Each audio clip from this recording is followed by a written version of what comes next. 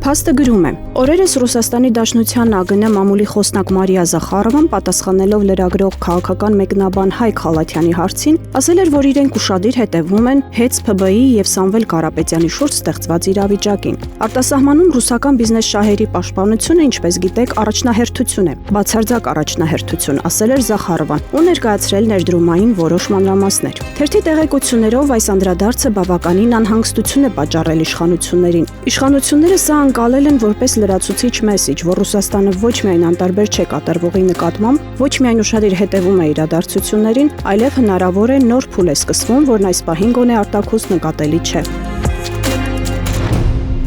Հրապարակը գրում է. շրջիկ հավատաքննիչների խմբակը Նիկոլ Փաշինյանի գլխավորությամբ այս կիրակել այցելելու է Արարատի մարզի Արարատ գյուղի Սուրբ Հակոբ եկեղեցի։ Պատարագն իրականացնելու է Տեր Երվանդ Քահանա Բաբայանը։ Ամեն անգամ քահանայի առաջ նախապես պայման է դրվում, որ պատարագի տեքստից պետք է զեղչվի կաթողիկոսի անունը, ինչը պարտադիր է եկեղեցու կանոնագրքով։ Այս կիրակել այցելելու են Վազգեն Սարգսյանի հայրենի Դավալու։ Թերթի տեղեկություններով Տեր Երվանդ Բաբայանը Սուրբ Հակոբ եկեղեցու մշտական քահանան չէ։ Հիմնական քահանան Տեր Հարությունն է, որը Փաշինյանի հայտարարության օրը, որ գնալու է Արարատ, արձակուրդ է գնացել։ Իդեպ, լուրեր կան, որ Մասյացոտնի թեմի առաջնորդ Գևորգ եպիսկոպոս Սարոյանը եւ Վայոց ձորի թեմի առաջնորդը դեմ են քվեարկել Փաշինյանին միացած Տեր Արամին, Ստեփան Ասատրյանին կարգալույծ անելու միջնորդությանը։ Ենթադրվում է, որ կաթողիկոսի անունը չեղարկելու պահանջին առաջիկա պատարագն անող քահանան համաձայնել է, ինչպես արվեց նախորդ անգամ Վայոց ձորում։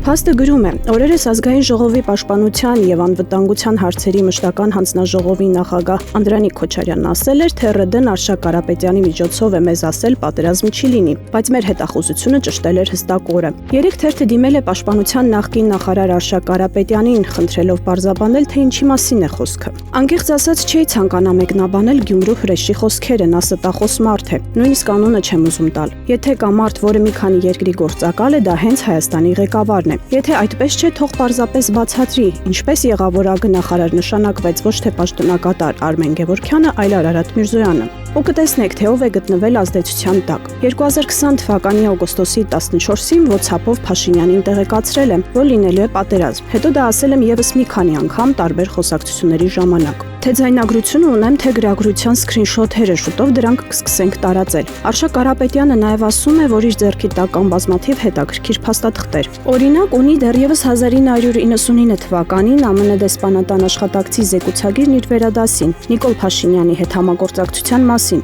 որտեղ կա նաև վերջինիս բնութագիրը, ուշագրավ մեկնաբանություններով։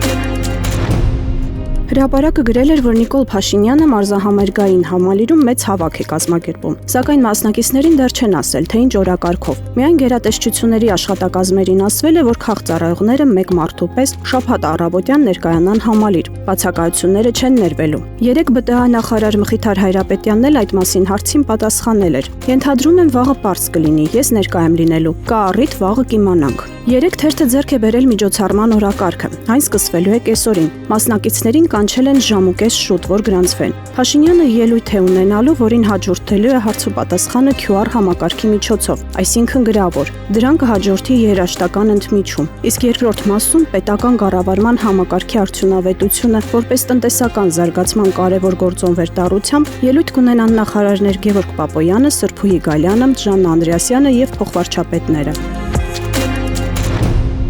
Հրապարակը գրում է. ԿՊ-ն նոյեմբերի 28-ին ազգային ժողովի արտահերթ նիստ է հրավիրել։ Հայաստանի եւ Եվրամիության միջև ԵՄ ճգնաժամային կառավարման գործողություններում Հայաստանի մասնակցության շրջանակը սահմանելու մասին համաձայնագիրը վավերացնելու հարցով, թեև դեկտեմբերի 2-ից մեկնարկում է հերթական քառորյան։ Որն է հրատապության պատճառը, իշխող թիմում չգիտեն։ Կարծում են, որ արտահերթ ընթացակարգով փորձում են համաձայնագրին հատուկ կարևորություն հաղորդել։ Օրեր առաջ էլ Եվրամիության դեսպանները մի շարք բարձրաստիճանների հանդիպեցին, այդ թվում Փաշինյանին։ Թերթին ասել են, որ ընտրություններից առաջ ուզում են, որ Հայաստանը Եվրամիությանն անդամագրման հայտին ընթացք տա։